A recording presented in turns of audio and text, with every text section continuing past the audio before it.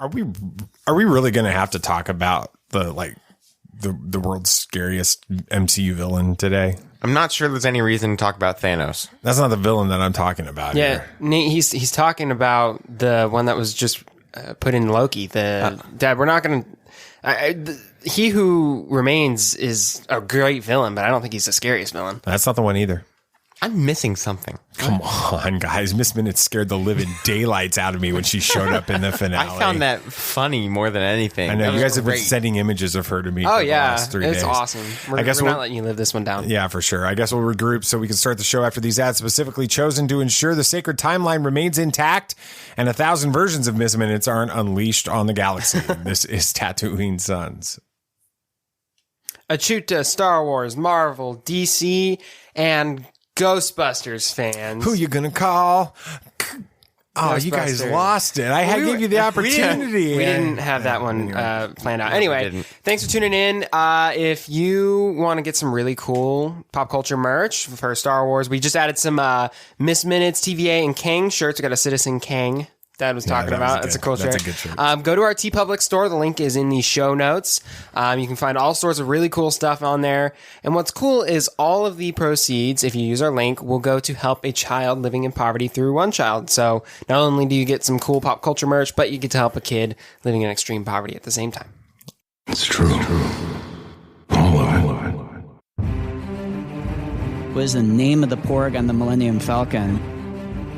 Force is strong in my family. What do you think his name is? It's a big moment. I am a Jedi, like my father before me. Maybe Turbis? Do or do not. There is no try.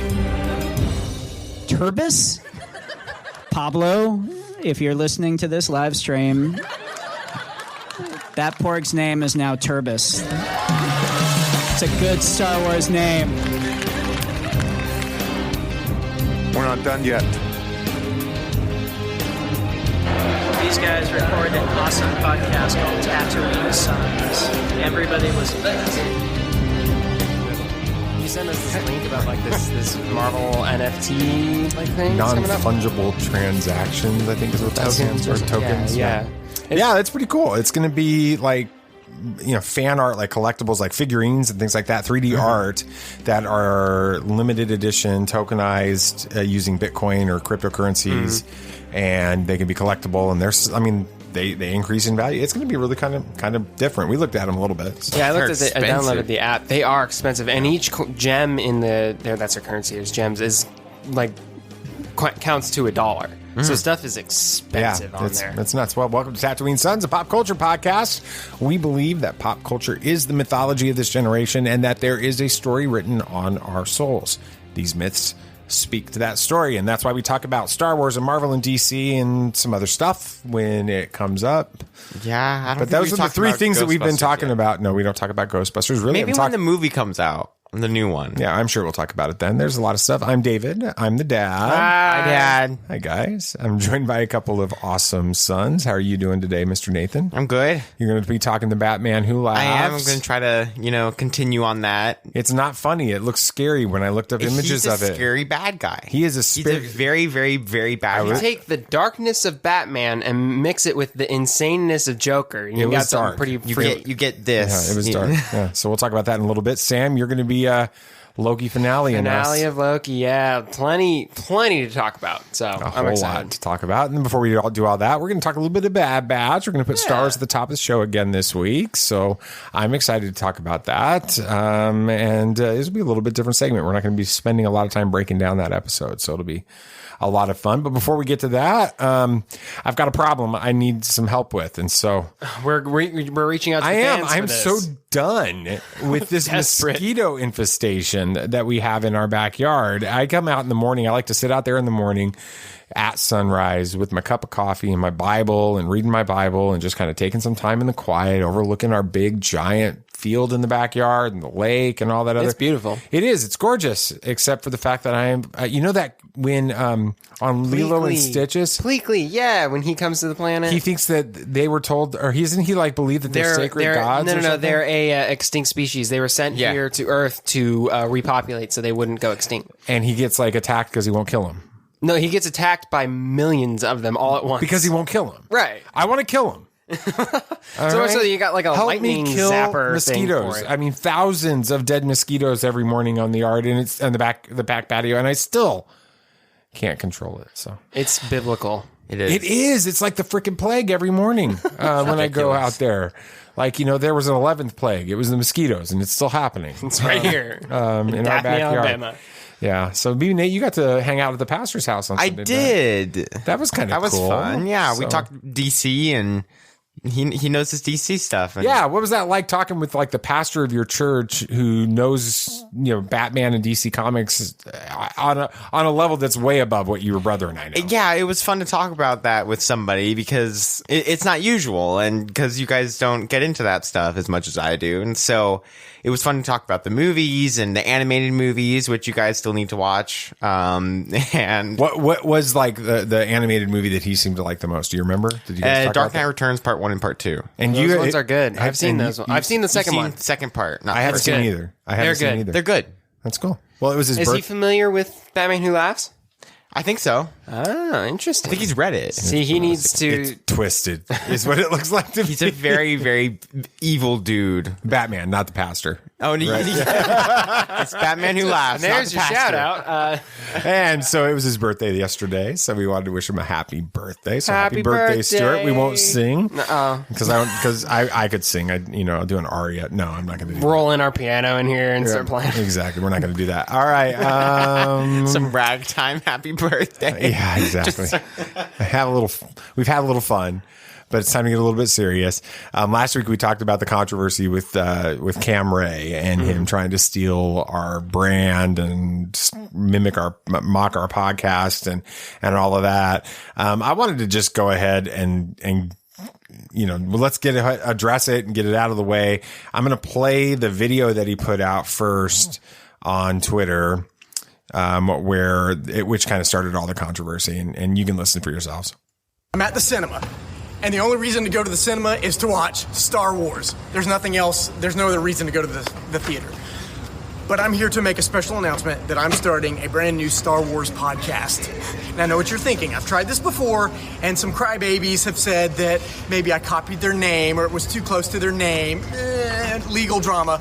This time, I'm for real, and I'm so excited to be announcing it here today for the first time. And it's going to be a Star Wars only podcast. I'm not going to be covering garbage like Marvel or DC or pop culture or any of this mess, okay? Some podcasters have even said that pop culture is the new what did they say? The new mythology of this generation. Oh my gosh, they've sold out. They even named their podcast after Star Wars lands. Anyway, let's cut to the chase. I'm proud to introduce to you for the first time the Camuine Sons podcast, featuring myself, Cam Ray, and my two clone sons, Camuel the Hutt. And not only Camuel the Hutt, but BB Ray. BB Ray, that's it. And guess what? He named Bub the Monkey Lizard, who's canon.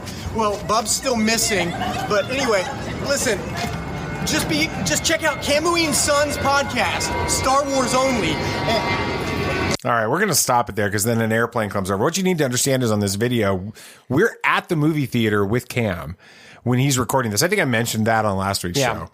We walk up behind him while he's saying all this stuff, and it didn't get ugly. Like we didn't get into a fight, but it was pretty clear that there was that there's something bad.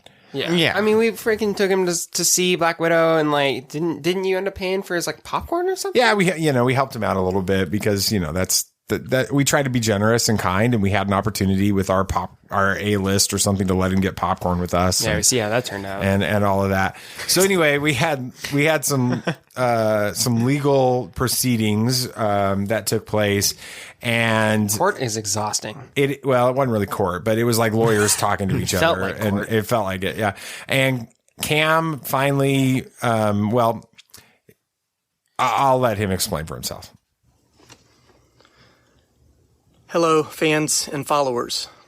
This is a sincere and vulnerable statement straight from my heart.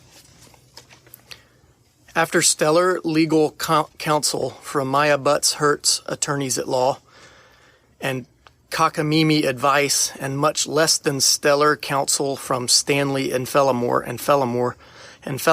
attorneys at law, I admit my guilt in stealing the name and logo of the popular Tatooine Sons podcast, altering it slightly to include my name and claiming it as an original idea. It was not original at all, and I, in fact, devised the evil scheme last night while watching the Marvel film Black Widow with David Jesse and his family. To make matters worse, the entire theater experience was on David's dime, including him buying me the large popcorn bucket after I whined when he forced me, after he so graciously offered me a kitty snack pack. Effective immediately, I will erase all 33 episodes of the podcast I've recorded today, and I will remove all text and graphics that refer to the Tatooine Sons podcast. Finally, Stanley and Fellamore attorneys at law are the poopiest lawyers ever. They're making me say this! My butts hurts! All right. So, all right, the statement's out of the way.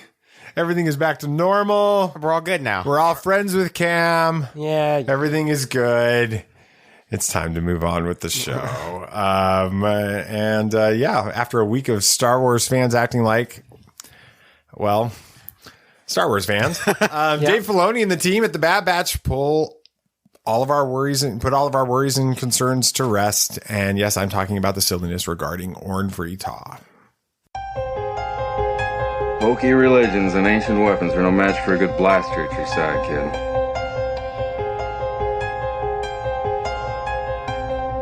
Rebellions are built on hope. Force is with me, and I am with the Force.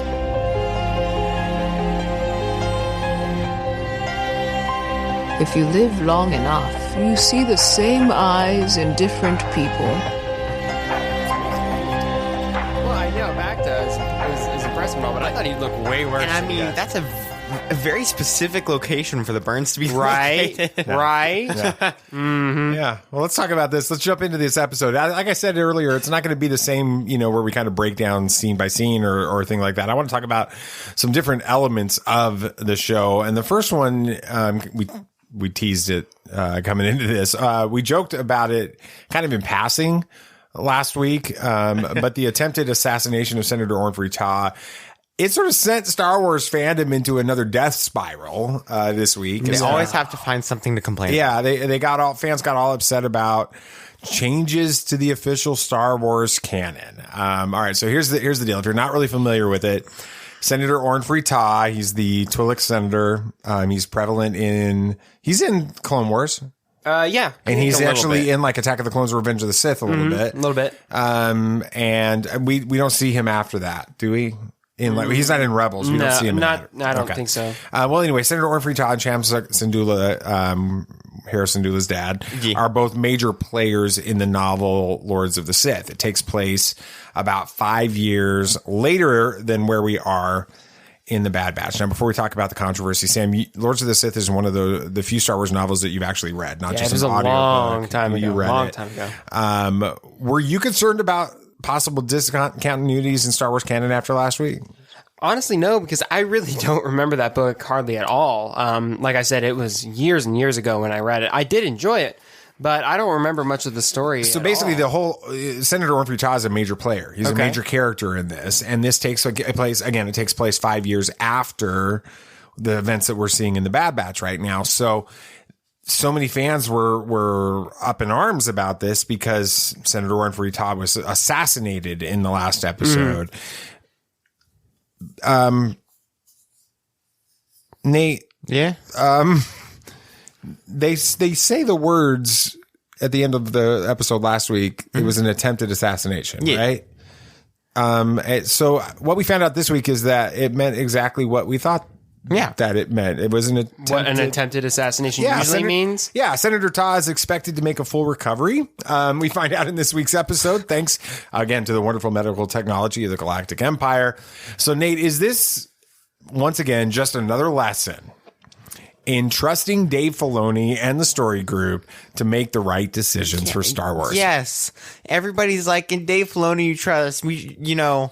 He's so good. Make him the new creator of all Star Wars. And then when he does one thing in an episode, which will have a follow up, everybody gets all up in arms that it's not going to fit into the canon. He knows what he's doing. He knows what he's doing. Let him do the work and let the story group do what they do best, which they do. If there's one thing we've learned, it's that Dave is a storytelling genius when it comes to everything. And a Star Wars fan. And a Star Wars fan. He knows what he's doing. He knows what he's talking about. If something doesn't make sense, give it time. If it's the finale, if there's another season, it'll get wrapped up. It's all right, y'all. Yeah, I mean, it's yeah. Anyway, I don't want to keep wrapped up. You talk about the Rebels finale. Right. So what were your initial thoughts on this episode, the one that we watched this week? What did you guys think about it? I thought it was good. I felt like it actually moved the story along more, especially with what happened at the end. Now that Crosshair is officially okay to hunt down the Bad Batch with his squad, so we're moving along with that, which is great. I know you're probably going to talk about that a little later, but yeah, I enjoyed it. We got to see more Hera, more Chopper being sassy, and Chopper was classic Chopper. Classic Chopper. Oh, yeah. It's got to be Dave, right, doing the voice. Oh, of course. Who else? Okay. Yeah, what did you think about the episode, Sam? I thought it was good. It was good to have Bad Batch back for more than a little bit more than 5 seconds, but that's not to say the last episode wasn't good. Distance I thought it makes the heart grow fonder. Exactly, yes. It was really good. It felt like Bad Batch. It, like you said, Nate moved the story forward, and we're really getting to see Hera come into her own and stuff. And it was cool how at the end Tex taught her how to scramble a ship signature. Come on. Yeah. That's cool. Yeah. Well, it was really clear in the last episode that even though the scene was very short, Omega and Hera really made a strong connection with each other.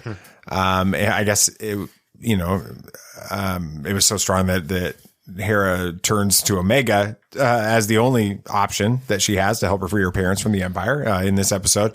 There is a moment in this week's show that kind of really hit hard for me. It was when Hera is trying to convince Hunter and the Bad Batch to come to her aid. And she says that her parents will pay them a lot of credits if they succeed. Nate, are we finally getting to the moment when Hunter realizes that they can no longer stay on the sidelines in this battle against the tyranny of the Empire? I think that exactly. And with Crosshair now hunting them, the Empire hunting them, I think they now know, okay, well, let's just fight them, and we can't stay as mercenaries forever. And I mean, we're taking money from people who are in need for our own self-gain. That's not what soldiers do, and that's what Omega was saying. And so, yeah, I think this was it was a very important episode, no matter what anybody else says. Well, no, I think it was an important moment, especially at the end when they pay. They try. The Bad Batch. They pay Hunter and the Bad Batch credits, and he rejects them and tells them that they're going to do it. I still feel like he isn't quite 100% there yet, but I feel like he's getting there. He understands it, and that turning down those credits there is a sign of that taking place. Sam, in this lead up to this episode, fans were just as upset, maybe even more so, that the last episode barely had any Bad Batch in it. This really kind of felt like the second half of a 2-part story. Overall, what did you think about the whole story, both episodes together? No, together it creates a much more cohesive story. I can understand where the confusions would come from if you didn't know that there was going to be a follow-up episode. None of us knew that they were going to be continuing on this storyline this week, so it's confusing as to why would they have that last episode if there was nothing to follow it up. But overall, it works out to be a really think of it like a movie. You know, there's that little meeting in the first episode with Omega and Hera. That is the, I guess, MacGuffin of this episode. Without that little interaction in the first half, you wouldn't have the second half. So it really works together to form a cohesive story.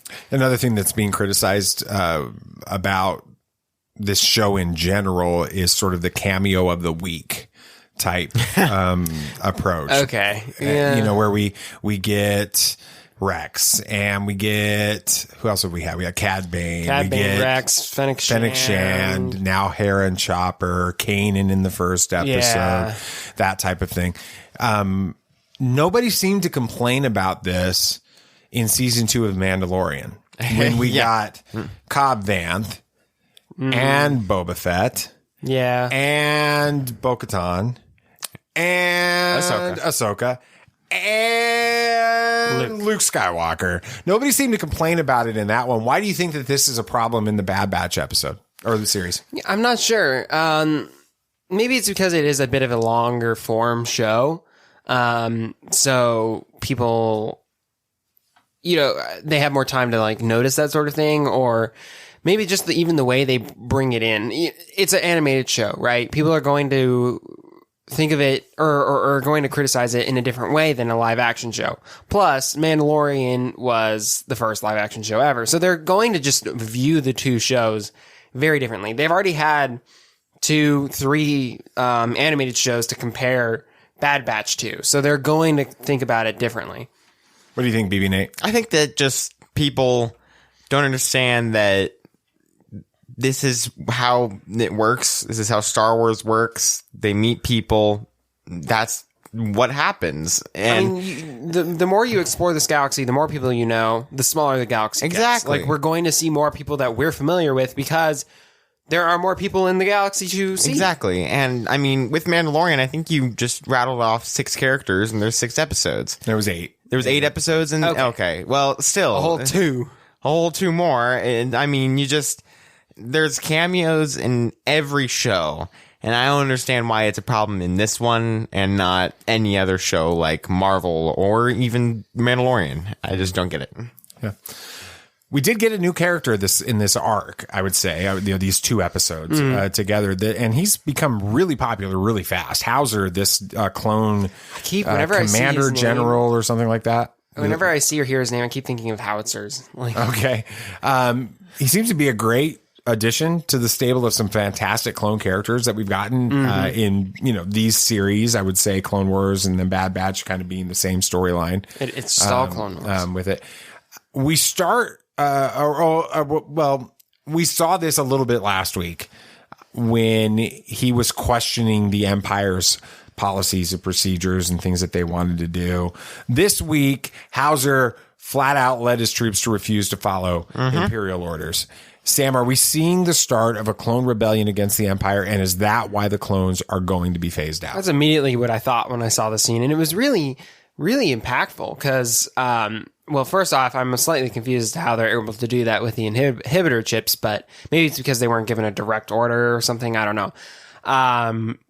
But I think it's interesting how some clones rebelled while others didn't. Like, you would think they'd all have the same mindset, but each clone is still their own unique person. So it's cool to see the differences there. But I think that this is the start of that rebellion. Yeah. And this is an explanation why we don't see him later on. Mm-hmm. Nate, is this if we get this rebellion, is this going to mean that we see a lot of dead clones? I mean, the Empire has to win in this, right? Yeah, of course. But we don't know how many clones there are just spread out around the galaxy. I mean, we have Gregor and Wolf, and we don't know how they get out. We don't even know where they were. And so there's a lot that could happen, and that's what this show is doing. It's filling the gap between 3 and 4, which is something that I know a lot of people are interested to see, and I am. And I mean, that's why I love Rebels so much. So. Right. Final takeaways? Where are you at with the show going forward? Rebellion or Clone Rebellion starting. Crosshair's like hot on the trail of Bad Batch, and Bad Batch is going to have to start really reconsidering their motives. Yeah, BB Nate, final takeaways? I just think that Crosshair is going to have a big part in the last like quarter of this series. I mean, we're getting pretty close to the end here, so. Yeah, we got 4 more episodes left. For a few episodes ago, we talked about the need for the series to start moving towards the purpose for the Bad Batch. I don't think we're fully there yet. No. But I do believe that we're seeing that begin to take shape. And again, like we said, just 4 more episodes to go this season. Yeah. Sam. Well, not much happened in the finale of Loki. Yeah, it was kind of boring. Yeah, so instead we're going into a deep dive into the rich history and lore of Miss Minutes. No, we're not. That's going to be exciting. Not happening. No, am I kidding? Not talking about Miss Minutes. No. Everything has changed in this episode. We're going to do plenty of our infamous Tatooine Sun speculations here in a few. Speculations sure to go wrong. Oh, definitely. I might go for some right ones. We've actually done pretty good the last few things that we've done. And that's coming up after these ads, specifically chosen for you by the one guy at the TVA who is sitting around acting like nothing is wrong while the rest of the team is running around in an all-out panic. This is Tatooine Suns. Hey. It's review time. Hi. Reviews. It's review time. We finally got some. We did? We did. We got 2. Awesome. Wow. We got 2 reviews. This is very, very exciting. It is exciting. It is. Thank you. Thank you so much. This is going to give us a lot of confidence. Dad, you got the first one. I do. Okay. Link Vox a million of faking Star Wars. Anyway, pretty awesome. I've seen this podcaster. This is the review. I've seen this podcast around. Finally gave it a listen because Cam Ray was copying them. And if someone is copying them, then it means it's good. I was right. This podcast is great. A dad and his sons talking nerdy topics, just like my own family, makes it extra special. Take a listen if you haven't yet. Be sure to thank Cam for the free advertising. All right. Thank you, Link. Thank you so much. Thanks, Cam. And any thank you, publicity is good publicity. That's right. And this next one is from Stuart Davidson. Hey, it's our pastor. Davidson. Yeah. So he says, I'm a recent new subscriber to Tatooine Sons. I love the dynamic that David has with Sam and BB Nate.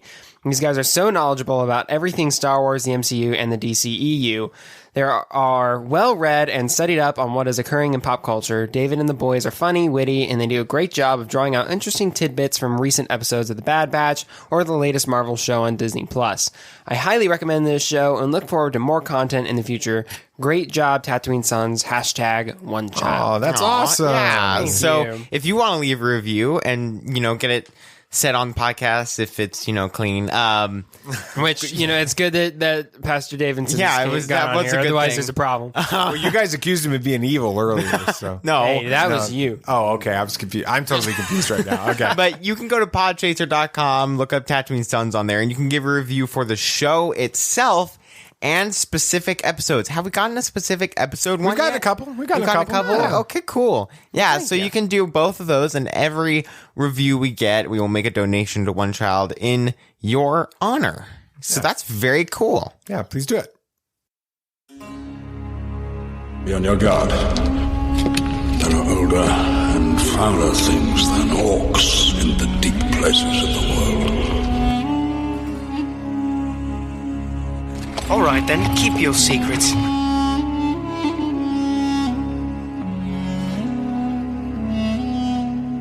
You're coming to us. Is as the footsteps of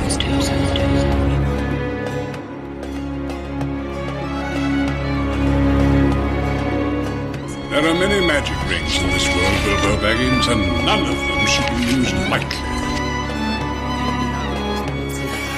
No, I love Miss Minutes. I think she's awesome. But that moment in the finale when there was no way you thought that she was showing No, up I didn't there. think of it, but And I found it it's- hilarious. I don't know. It was morning. I was watching it. I was kind of chill. I was into it. Next thing I know, she jumps out and scares me. Hey, Those big y'all. old fat white eyes.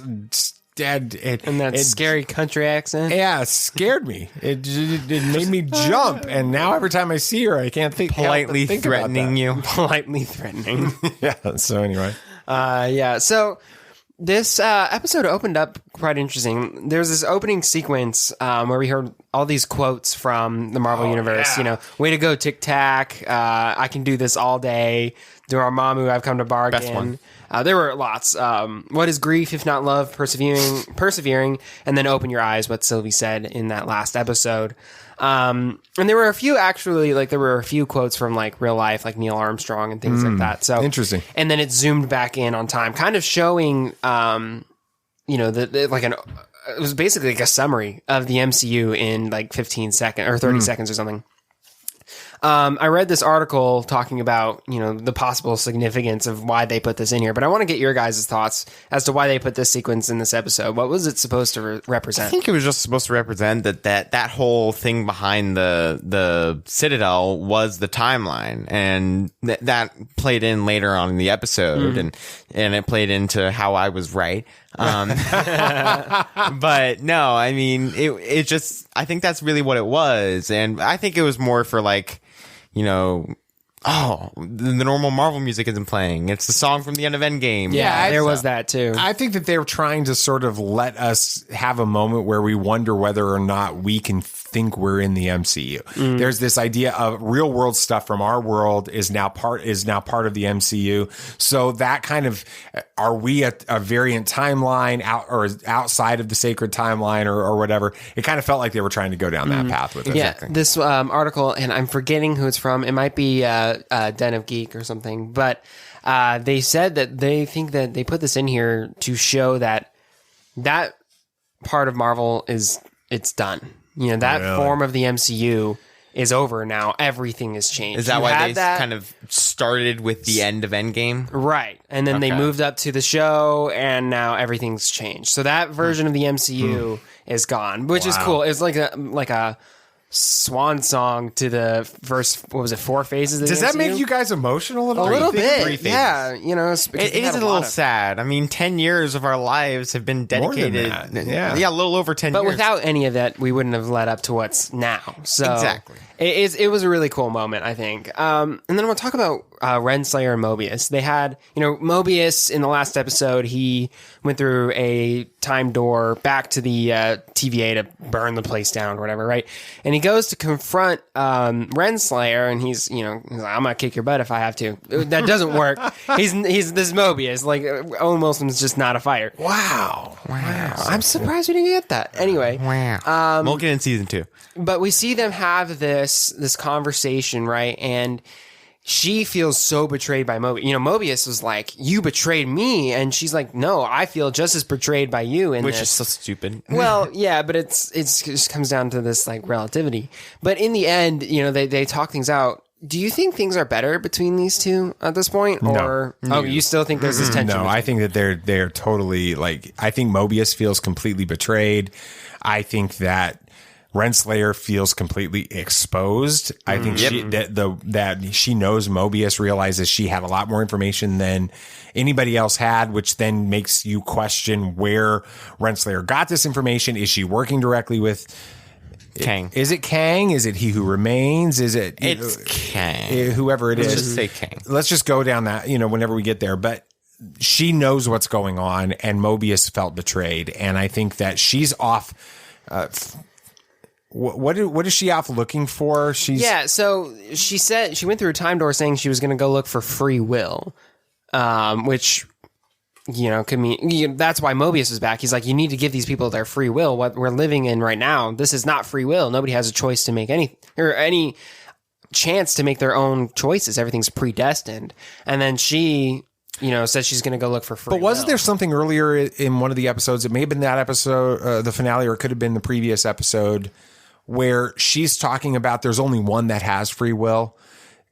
Yeah. I think that's the guy, that's He Who Remains, the one at the end of time. I understand, but does that not tie into what she said? She's like, she's going to go look for... She's looking for...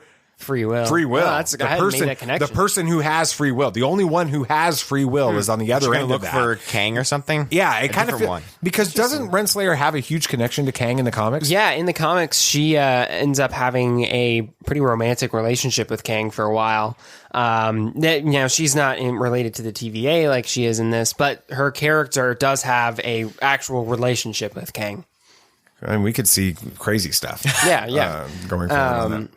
Do you think that this means that she's no longer supports the TVA if she's going to look for free will? I don't necessarily think that. She still seems like she's a supporter and is trying to fix the TVA and all this stuff. And it's just, this whole finale was and still is shrouded with mystery. So yeah. Well, as is the entire series. Sure. So then we also see Hunter B-15. She's kind of on her own little mission at this point. She goes back to and finds Renslayer's Nexus point, right? Her Nexus event. Yeah. And she goes into this school and into this office, which we find out is Renslayer's office, before she was taken to the TVA. Which is like 2018 or something. Yeah, it wasn't long ago, but the TVA is outside of time. So may have been at the TVA for millennia, but it's only been a few years. Because Kang's from like the fourth millennium. The 31st century. Yeah, okay. There was a diploma on Renslayer's wall, though, that reveals her name to be Rebecca Tormine. I think that's how you pronounce it. Okay. This actually becomes Renslayer's alias after a falling out with Kang in the comics. So, like what more you were Kang saying. connection there. Exactly, yeah. So, do you think this has any significance? Do you think this is going to come into play later, or is this just more like a little Easter egg they threw in for us? Is the school the same school that she had the pen for earlier? Yeah, on yes, in that's the how Hunter B-15 found figures that out. What was her Nexus event, though? We don't know that. I don't think we know that I think yet. that's the key thing. Because we never really got any explanation as to why B-15 went back there and found her. Hunter B-15 went back to lure those Minutemen in to start showing that the TVA is not what it looks like. I mean, look, this is Joe Renslayer here. That part always, it has confused me since Wednesday as to why they went back there. Yeah, it's to start revealing that. Yeah.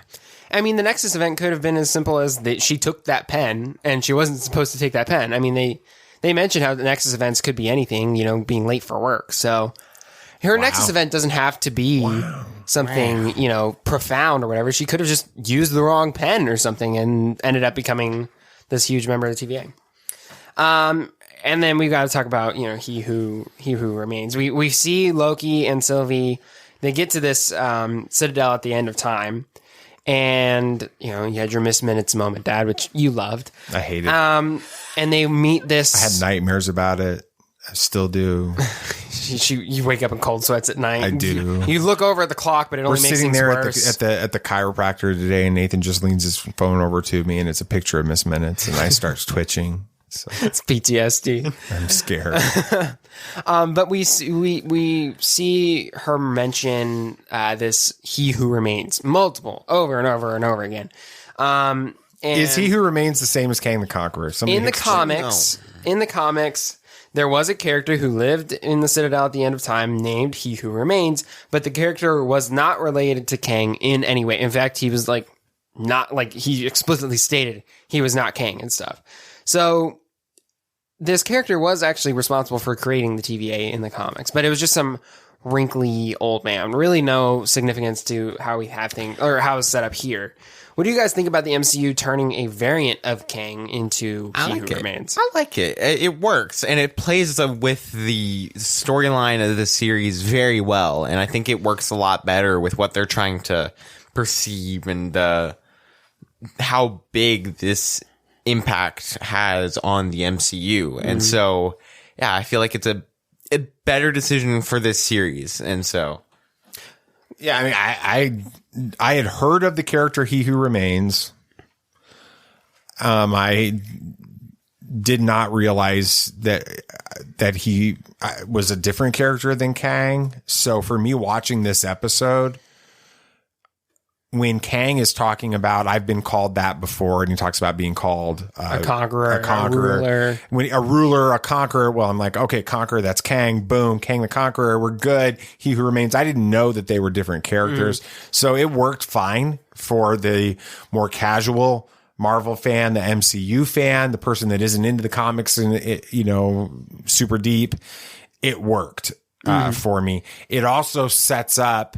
I'm just shocked at how far away Ant-Man and Wasp Quantumania I know. is. Yeah. I think Sammy's going to touch on that. Yeah, we'll definitely touch on it's that. It's just it's way out there. And they introduced this character early on in phase 4. Is this character going to be the Thanos? We've talked about it before. Is he gonna be the Thanos of phase 4 of the future of the story? And is he going to continue to show up and then come to this culmination, because he was already announced as being Kang in Ant-Man and Wasp. So we'll have to see. Yeah, I think he's going to be the main bad guy. I mean, there were mentions of Thanos, for a bit throughout the MCU before, Endgame. In fact, it only got more and more frequent. So I definitely think that this is the new Thanos. And then there was some interesting stuff between Loki and Sylvie in this episode, right? They were sitting there. Well, yeah. Okay, not that. There was a big interesting thing. But right? We see them, trying to decide whether they need to kill him or keep him alive, right? Because, you either kill him and start a multiversal war, or everything goes back to... Yeah, that dilemma was really interesting. Yeah. And, we see them duke it out and stuff, but eventually it seems like they come to a resolution. They kiss. It was kind of weird, just being honest. It was as inevitable as the kiss at the end of Rise of Skywalker. Right, but and I think it makes more sense when you realize... Come on. When you realize why she did it, it was to get to the temp pad and get rid of him, which is such a Loki move. Do you guys think, the Sylvie is the new Loki of our MCU? I think she's going to be bigger. Well, we just don't know what's happening to her now. She can't control the timeline. She doesn't want to. So what does she do now? Where does she go from here? I'm sure we'll learn that in the next season, because there's a lot of questions that we have that were unanswered. We got more questions in this episode than we did get answered. So I think that we're going to see Sylvie be a bad guy. But I think we're going to see some kind of just a weird dynamic between her and Loki. I think we see them again soon. I really thought we were going to get the moment where Loki sacrificed himself to save Sylvie. Mm-hmm. That would just be too Rise of Skywalker-esque. It felt like that was going to happen. Yeah, that would have been straight up. Well, no, I'd kind of suggested that was what was going to happen. And then Sylvie was going to go forth and be the Loki of the future of the MCU. There was this moment where Loki was standing between Kang and Sylvie, and I thought that might be happening. Right. That didn't happen. I'm befuddled when it comes to Sylvie right now. Okay. I don't know what to think about her. I don't know where she's going. I don't know why she did what she did. Was she always betraying Loki? Was she always playing him and manipulating him? Or were those moments that we saw in the, 3 or so episodes before where they seem to be connecting? They seem to be having a real thing going on, a real trust, real relationship, all of those things.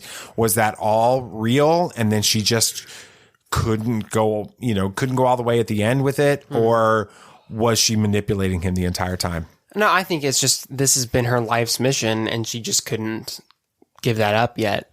But we see her throw Loki through the time pad and stuff, and he's walking around all confused. Do you think that our Loki is going to be critical in fixing things in the new phase of the MCU? Of course. I think he's going to be overly critical. I think he's going to be the one to kind of become the new Renslayer for the TVA and fix it.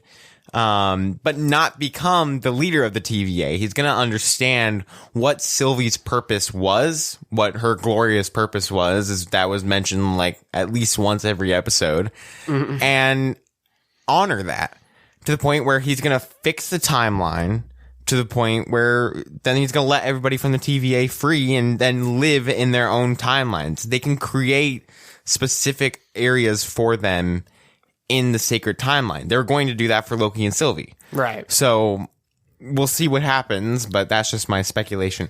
Unless Mobius, we start season 2 and, you cut to that moment at the end of the episode where Loki is with Mobius and is it Hunter? Hunter B-15. Hunter B-15. Yeah. Okay. He's standing there with them and they're like, who are you? All this kind of stuff. Unless we cut to that scene and Mobius is like, I'm just kidding, man. I know who you are. Like that. Please do. Please do. That would be amazing. If we don't get that, which we won't, I would love the idea, but we won't get it. What we're going to see is the only person in the TVA that really knows what's going on right now is Loki. Right. Mm-hmm. Exactly. Everybody else is he's going to have to convince them all over again. Mm-hmm. But if Mobius doesn't know who Loki is, that means that there are no Lokis in that timeline. that Mobius has never encountered a Loki. Yeah, that's true. And that has huge ramifications for season 2. The relationship between Mobius and Loki in the first season was built off the reality that Mobius has a relationship with Lokis. He understands Lokis, right? Now he doesn't know who this is. There's no history there. Why should he listen to anything that Loki says? Right. And now this guy looks like he's having a complete breakdown. The only thing that plays in his favor is the timeline has gone berserk. And so if he can explain why the timeline is going berserk and then verify that or validate it, then maybe Mobius and him can work together on something. But I think you're going to get a buddy cop show in a bigger way than we had the first season. Oh, that's going to be awesome. And then the big moment of the episode, after Sylvie, completes her glorious purpose and kills Kang, or this version of Kang, we see the timeline fracture into countless new futures. Let's just go for the big question. What do you guys think this means for the future of the MCU? It changes what the MCU will be from now on. It's going to be a grander story to the point where we're not going to just get Captain America and S.H.I.E.L.D. or Iron Man and maybe a bad guy and this kind of stuff. We're going to be getting them trying to wonder how to deal with this multiverse, how to deal with these timelines, because it's a problem. It is a real problem. And so we're going to see what's going to happen. And that's going to tie into everything we go on from now. So I'm curious to see if Shang-Chi fits into this. I'm curious to see if there's a need for the 10 rings to be a part of something to help start to put things back together or control something. I think the Eternals, I think this is the event.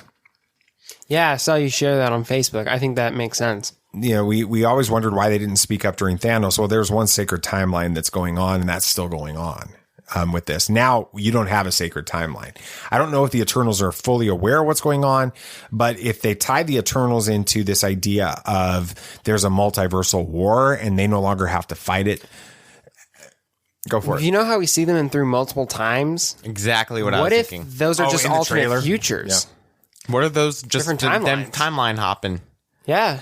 It would be really fun if the Eternals, if this is the event that spars that forward. Makes more sense too. Because then that explains, they weren't worried about Thanos because he was on the regular timeline. Right. But now things are out of control. Where Shang-Chi is just going to be set on an alternate timeline, and we're going to learn that at the end of the movie. It's going to be set in the same timeline with like the Incredible Hulk movie. Right. That's why we saw Abomination. Yeah, well, I also do think though that this basically confirms we're going to get like the Tobey Maguire, Andrew Garfield, Willem Dafoe. Come on, let's get Edward Jamie Norton Foxx back as Hulk. We could get Edward Norton back as Hulk. We could get all of this happening all over again. I think that this opens that up. Now, what I'm curious to see happens from a filmmaking perspective going forward is whether or not these timelines become sort of their own MCU, MCU A, MCU B, MCU C, where they have their own little timelines that are going on and their own stories that are happening in these different timelines. And you may have different characters and then somehow they interact together, in like Doctor Strange or Ant-Man and Wasp or something like that. Kind of like Endgame brought everybody together. What if there's a big moment at the end of phase 4 or phase 5 or phase 6, something like that, that brings different timelines together? I think you're on to something. I don't think they're going to do that with this. I think what they're going to do is they're going to take your idea basically, but use that with the Spider-Man movies and the X-Men movies maybe and the Fantastic Four movies and use this movie as a way to bring that all into the Marvel all almost at the same time, saying that they're alternate timelines, but they have to come together. Kind of like what you're saying. We can have Hugh Jackman back as Wolverine now. Old Wolverine, but yeah. Wolverine. I got CGI. Yeah, I got CGI. So you think we're going to see the effects of this? I think everything has changed. I think that I don't know how you go back to before. I joked on Facebook a post about it on Wednesday. There's we're going to look at the MCU as being BL and AL before Loki and after Loki. I mean, honestly, yeah, it really feels like everything is different now. Yeah, and that's like one difference between this show than WandaVision and Captain. It's a huge Falcon difference. Soldier. Those were just basically origin stories for the characters. This, did something major to the MCU, almost bigger than Endgame in some ways. We're not supposed to see Kang until Quantumania. Yeah. Do you think that somehow Ant-Man and Wasp are going to unwittingly release him? No, I think we're going to be seeing effects from Kang and other things throughout the rest of the show. I think we're going to see that specifically in Doctor Strange 2. That's going to be a huge part of it, if not in Spider-Man 3 first. And so I think we're going to be seeing a lot of effects. And I mean, why don't we? This just popped up. When are we going to get a Spider-Man 3 trailer? It's very soon when it comes out. It'll be on Shang-Chi. When does the movie come out? Shang-Chi comes out in September. That's a couple months. They're holding it back. Yeah, Maybe we get something before then. Now that they've done the Loki stuff, we could get it. All right, just for fun, a little speculation or a little fun. Now that pretty much anything's possible in the MCU, I want to know if you could have literally anything happen, what would it be? Yeah, give yourselves a second because it's a tall order. It's like if you could go anywhere, anytime, where would it be? Right. Yeah. This is our version of that. Oh, I already know mine. I'm gonna wait for Nathan. Okay. No, go ahead. No, I'm still thinking. Oh, I'm going to go back to last episode. I want to see Captain America and Red Guardian battle it out. Okay. I still want to see that. And I think we can see that kind of stuff now because they've opened up this idea of all. I mean, that one already kind of exists in the timeline. Right. But that's the kind of stuff that we can see. I want to see a Tony Stark return. Oh, that was mine. In Iron Man as a character, at least at some point. Maybe go back in time. I want to see Captain America go back 2,000 years and deal with the Eternals. Yeah. In something. So they call him Captain Rogers in the trailer, right? So we know what's going on. Mm-hmm. I want to see those kinds of weird. I want it to get really weird. Right. I want to see, I mentioned this after Loki. I want to see, we got that reveal of Spider-Man's Doctor Strange suit. With the Hot Toys. With the Hot Toys and the Funko. Like, this is an official suit in No Way Home. I want to see him timeline hopping somehow. But like his first time, he's not understanding how to do it. He's just going through 15 different timelines, and he at least like appears in one of the Spider-Verse timelines, and he just goes animated, and then we see a bunch of weird things, and that's just what I would like to see.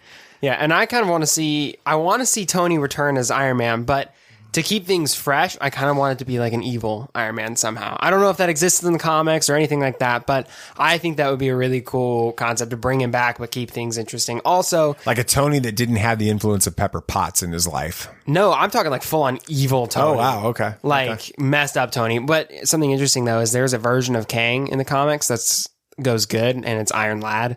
So they could even like, no, I'm serious. So like they could have like a good evil Iron Man. Oh, okay. If Spider-Man's dimension hopping, at least like put a reference to DC in there. That would solidify. I don't know. Like they go through some timeline and you just see Batman going through the top, and it just. Can they do that like legally? Technically, yeah. No, if you don't mention the characters. No, I think you got to be careful about that. So yeah. Well, it's a multiverse of madness, and we're all just living in it at this point. It's safe to say that the MCU will never be the same after this episode of Loki. Like you said, BLAL. And there's good news. This isn't the last we've seen of our titular character. You use that word again. It was the finale. I had to. Yeah. Season 2 is happening, and I know we're all excited for it. But Nate, you're up to bat. Good one. Thank you. We didn't have a dad joke from Dad, so we had to have one from you. But I am back. Miss Minutes scared all the dad jokes out of me. He's still recovering. I'm back with the regularly scheduled programming. As you know, Batman takes on the Batman Who Laughs, and it gets weird, and there's a big twist at the end of this, and I think you guys enjoy there it. A big twist last time? All right. There's a big twist, I think, in every single one. All right. Well, that's coming up after these ads, specifically chosen for you by the one guy at Warner Brothers who actually realizes that making Space Jam 2 was a really bad decision. This is Tatooine Sons. Right. So, now that we've got the multiverse and all of these things, anybody could end up being a superhero. That's the point. One of those superheroes that you could actually become in the real world is a child champion, and you can sponsor a child through One Child for just $39 a month. You're going to provide food, medicine, education, social development, and the most important thing that you can provide to somebody, and that is hope. hope that their life can be better, hope that they have a purpose, and you get glorious purpose, a truly glorious purpose, and you get to be a part of that. So go to the link in the show notes, check out One Child, learn a little bit more about it, change a child's life this week. Have you ever danced with the devil in the pale moonlight? Yeah, I can fly.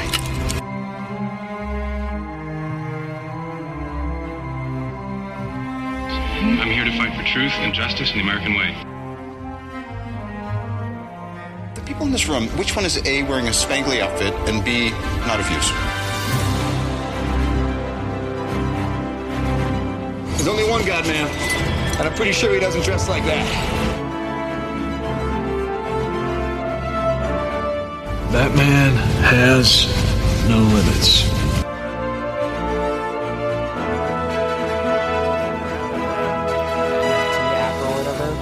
And apparently there is a Batman Who Laughs statue. There is. It's a pretty cool statue, and you can get that in real life. You can get every single one of those statues. Right, yeah, in everything. real life. So whoever like designed those, they put the digital version, the black and white series, which That's is cool. some of the coolest series that we have. But we're at part 3 of 5 this week. There's 5? Yes. Has there always been 5? No, this is what the plan has always been to divide it up into 5. Oh, okay. Because, fandom.com split it up into 5 and it's just easy. So at this point, it's been a while. It has. If you remember, Batman was stuck inside of in Arkham, and Batman Who Laughs kind of took the form of a security guard, and he killed some guards and pinned it on Batman.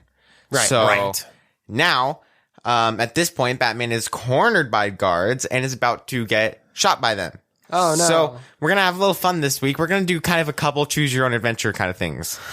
So what do you think Batman should do to get out of this situation? Are we doing our like that role playing game? Yeah, sure. What would you do? What would you do? Okay, does he have his like gear and stuff on him? Yes, he has his gear and the nth metal helmet. Oh, he's got a fancy Which looks like a helmet. spiky thing, right? It's a spiky thing. It's scary as can be. I thought that was very scary. Okay, smoke bomb, and he like grapples, and as he swings, he like kicks the guard in the face. Okay, got it. Dad. We got another one of these, so you better not run out. He headbutts somebody with that spiky thing. That's pretty violent for Batman. It looked violent, man. It's like, I can't get that image out. So, alrighty. So Batman actually threatens the guards and their families to get away, leaning more into the Batman Who Laughs side dark of for Batman. things. So He this threatens is the he's- families, He too. does. Messed up. So while this was going on, the real Batman Who Laughs was going underground to meet the Court of Owls. Hey, I know about Yeah, those you guys. know. Before I go any further, this gets quite dark here. We're more dark? Because it's Batman Who Laughs, and he's alone, and he does what he scary wants, man. and he's very scary man. Okay. Just kind of wanted to make that clear. But he makes a case that he needs something from the Court of Owls. They decline and consider punishing him for their amusement. So who are the Court of Owls? Have we had them in this series so far? No, this is the first time we've seen So them. quickly. So the Court of Owls 30 is a court seconds, that's go. been there for generations, ever since Gotham was made. They're kind of like the people that have overseen everything. They're the Illuminati. Yeah, the rich people that they go underground, they wear these cool owl masks. They're really, really cool villains, and they have these talons where they can sometimes just be undead sometimes. Like, they can't be killed. Okay. They're immortal by some virus. They're like assassins. They're assassins.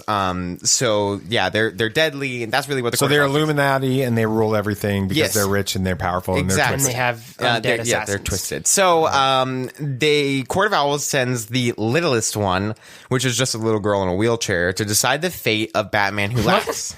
It is just a little girl in a wheelchair. And she has a mask and everything. Oh, that's nice. But the girl denies his request and sends Talons to dispose of him. Okay. But the Talons come into view with no arms, and the whole... So they're like the minions of They the... are. They're assassins. They do their biddings for people if they want and stuff. But the Talons come into view with no arms, and the whole court goes into a complete frenzy, and the Batman Who Laughs explodes some of the maze that how to get out, changing the complete directions of everything because they already know how to get out. You'll know that, Sammy. It's very hard to explain. Goodness, that scene. Basically, there's the Court of Owls have a labyrinth. everywhere, and it's really weird. But the little girl makes a plea for her life, saying that the court will grant him any wish he wants.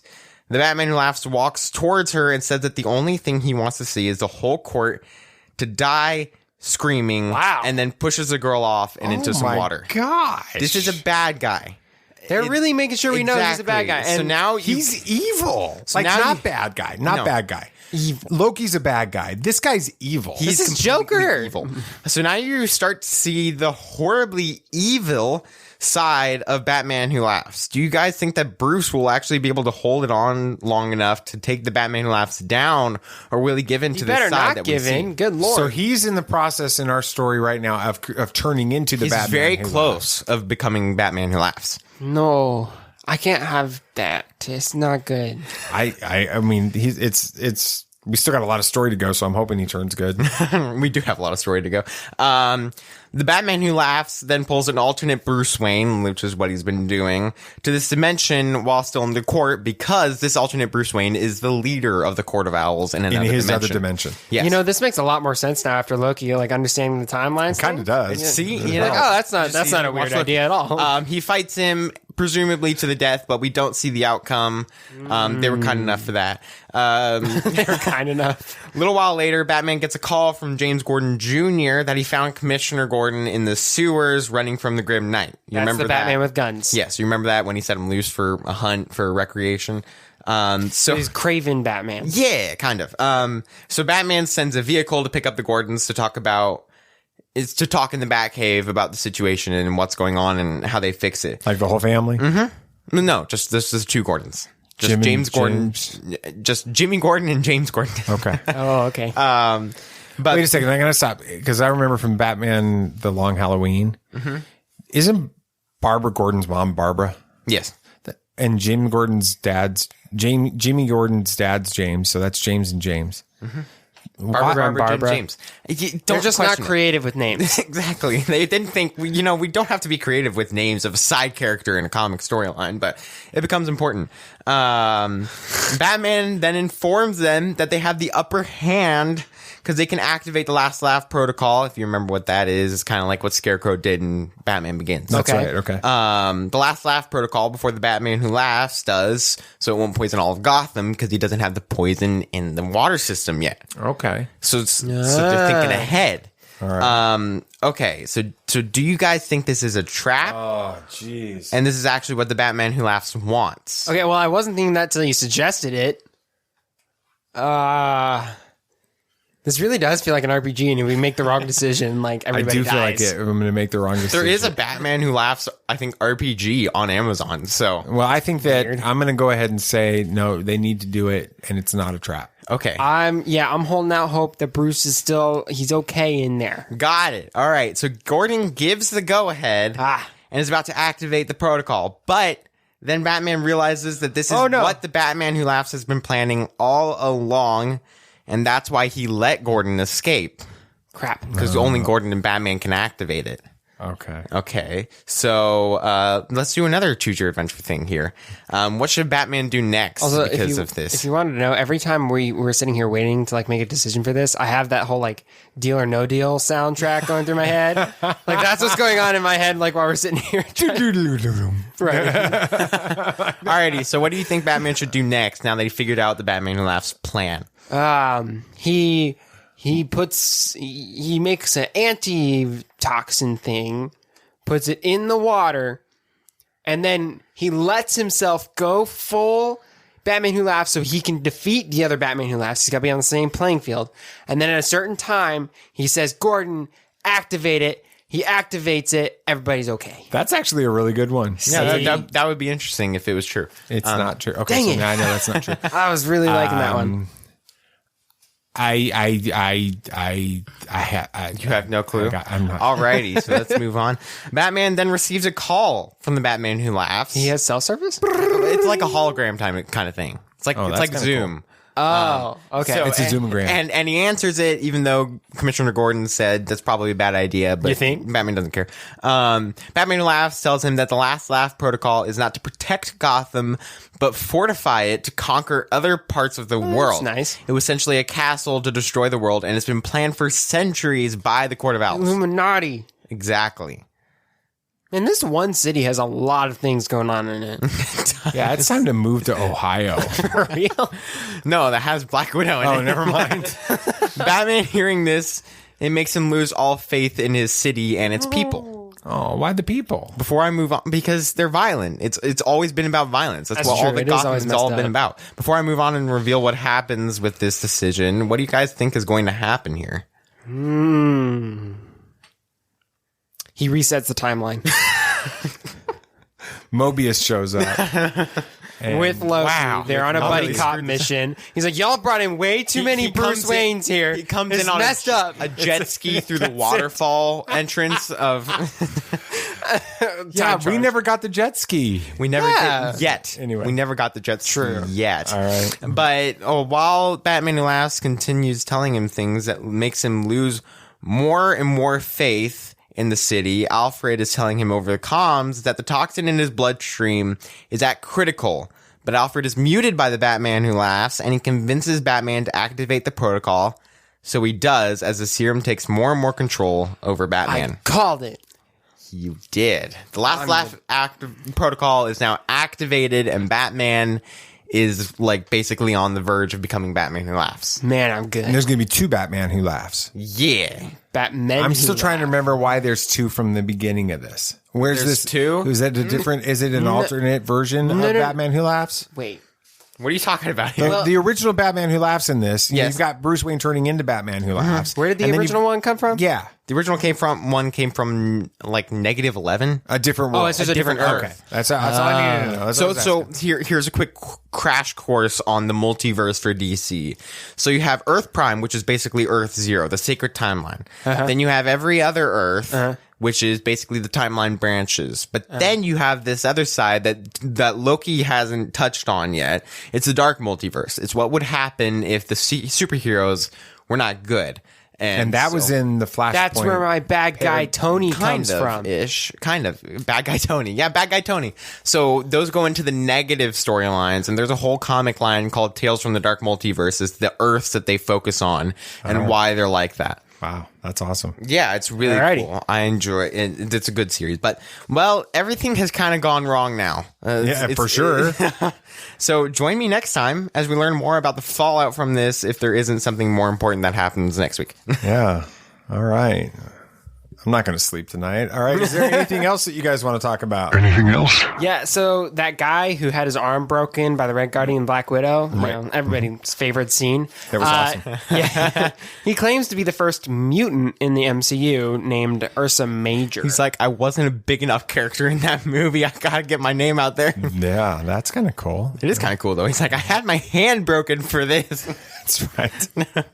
But the first critics' reviews for Suicide Squad are out. Yeah, are they good? They're very, very positive. Really? More so than the first one. Every time I see these trailers, I'm like, I just don't know. Every time I see it, I'm like, I'm a little more intrigued, but I'm still overly cautious. Yeah. There's going to be a special episode of Disney Gallery, The Mandalorian. It's going to explore Luke Skywalker's return in season 2 of the finale. That's not going to go poorly at all for Star Wars fans. As Mark Hamill talks about how awesome it was to be the Luke Skywalker of Return of the Jedi and to wield his lightsaber again and be all of this. All of the Last Jedi haters are going to just latch onto everything that Mark Hamill says in that, crap. and it's going to make things go crazy with that. So we got that to look forward to. All right. Thanks for listening to Tatooine Sons, a pop culture podcast. Yeah, if you had a good time listening, it'd be awesome if you could share this with friends. And, of course, the show, it's only a small part of the Tatooine Sons multiverse. So be sure to like us on Facebook and follow us on Twitter to get in on all the action. Yeah, thanks for doing that. We've been having a lot of fun on Facebook the last few weeks. Crazy. You guys are killing it on that. Don't forget to follow the show on your favorite podcast app so you don't miss an episode. And make sure you drop us a review on Podchaser. When you do that, we're going to make a donation in your honor to one child to help a child living in extreme poverty. What are we talking about next week? Sam, what are you talking about next week? I have no idea. Maybe I'll talk. Maybe they'll. Hopefully, something like Lord of the Rings will happen, and I can talk about that because I haven't talked about Lord of the Rings at all. Even though your intro to your segment is Lord of the Rings. Right. We'll just watch Lord of the Rings. And I'm okay with that. We'll have to see if we can find a topic. Nate, you're going to talk about Batman Who Laughs again? Probably, if there's nothing else that important that comes out. My job's easy. I get the bad batch. We might get a trailer for Long Halloween. I'm expecting it any time now. Watch, we'll get another one. We'll get a trailer for Spider-Man, and you won't be able to talk about anything else. All right. Anything else you'd like to say? May the Force be with you. May the Force be with you. May the Force be with you, always. This party's over. I like that Wookiee. Don't get technical with me. Joy, please. Yep, yep.